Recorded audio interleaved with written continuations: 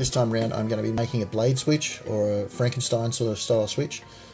I'm going to start by making up the antique style fuses, and I've already printed up some labels for them, and I'm going to weather them and make them look a lot older than they are. The bulk of this project is going to be made out of some copper tube. This is just a standard copper pipe that I got from my hardware shop, and I'm going to use this to make up the mock fuses as well as all the other copper components that make up the switch. I should mention at this point that I'm actually going to be using this as a real switch. It's going to turn all the power off in my workshop in one foul swoop. But this is certainly a project that you could make up as a purely ornamental feature for a Halloween display or something like that. And I'd like to stress at this point is, if you don't know anything about electricity, please don't do what I've done and set this up in this way. If it's set up incorrectly as a proper electrical switch, it can obviously be quite dangerous. You'll see at the end of this video that I've got it set up in such a way that it's perfectly safe. But if you don't know enough about electrical wiring to do it properly, please don't even attempt to do it.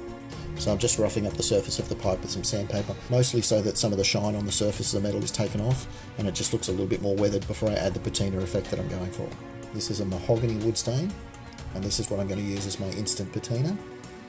Once I've dipped it in and it's got a good coating, just put the lighter on it, and what I'm doing here is burning and baking on the wood stain to the surface of the metal. To get the best effect, I'm trying to get it to catch a light. It's not particularly flammable, but once it burns off, it sort of bakes to the metal surface fairly nicely. You can just barely see the flame around the outside surface there, and that pretty much dries the stain instantly. To continue making the copper look a lot older than it is, I'm just using some green chalk, and working it across the surface like that gives the copper that old corroded sort of look. Now that I've got that done, I'm just spraying the surface with a fixative. This is the same sort of one that you'd use on a pencil drawing or something like that to stop it from smudging. But you could just as easily use a clear lacquer or even a hairspray, and it just locks the stain into position on the surface of the metal. You can see rolling it across the paper there, it takes off the excess, but it still leaves the metal looking nice and corroded and worn. So I'll just set them aside to dry, and whilst they're drying I'll work on the antiquing of the labels. I'm just using a cheap coffee mixture, which is just coffee and water, and just blotching it onto the paper until I'm happy with the sort of antique look that I'm going for. There's no particular rhyme or rule to it, it's just whatever you feel looks right for the project you're working on. Once that's dried, I can cut them out and just put some spray adhesive on the back of them. Now that they're glued into place, I'm going to use a bit more chalk dust to further the weathering of it, and it also helps to take any tackiness left behind by any residual glue. I'll be using the same sort of process across the surface of the metal as I finish up to try and get that nice aged sort of look to it. And as I said, I'll be using the rest of the copper pipe to get the components I need as well. All I'm doing to do that is to flatten out the copper pipe, and to do that I'm flattening out the tube in a couple of different ways. One way is to flatten it out directly, the other way is to insert a piece of aluminium flat bar. And you can see there that gives me two different thicknesses of metal.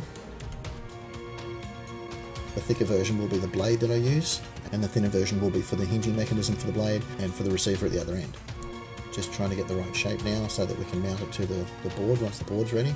I need to make up 4 of these, 2 for the hinges and 2 for the receivers. In this bit I've just flattened a piece of copper pipe and left the other piece unflattened so that I can force it onto some cabling. There's no wiring required with this. Again, this is just purely decorative, just to make it look like it's got some big chunky cable associated with it. This is the 3rd thickness of metal I need. I need a thinner piece as well. That'll be for the fuse holders. And I'm just using my tin snips to trim down either side of the flattened tube, and that gives me 2 thin pieces of metal that I can then work into shape for the fuse holders.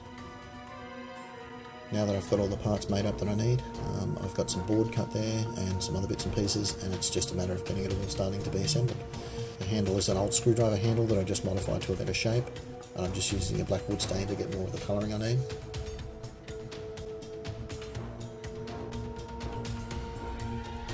The last bit is my little fake manufacturer's label, and after a tiny bit more weathering and touch up, it's ready for use.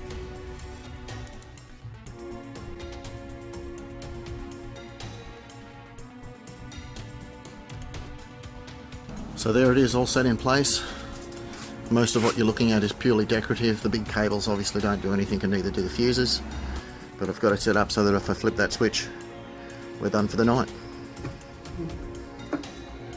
Thanks for watching, guys. Talk to you next time.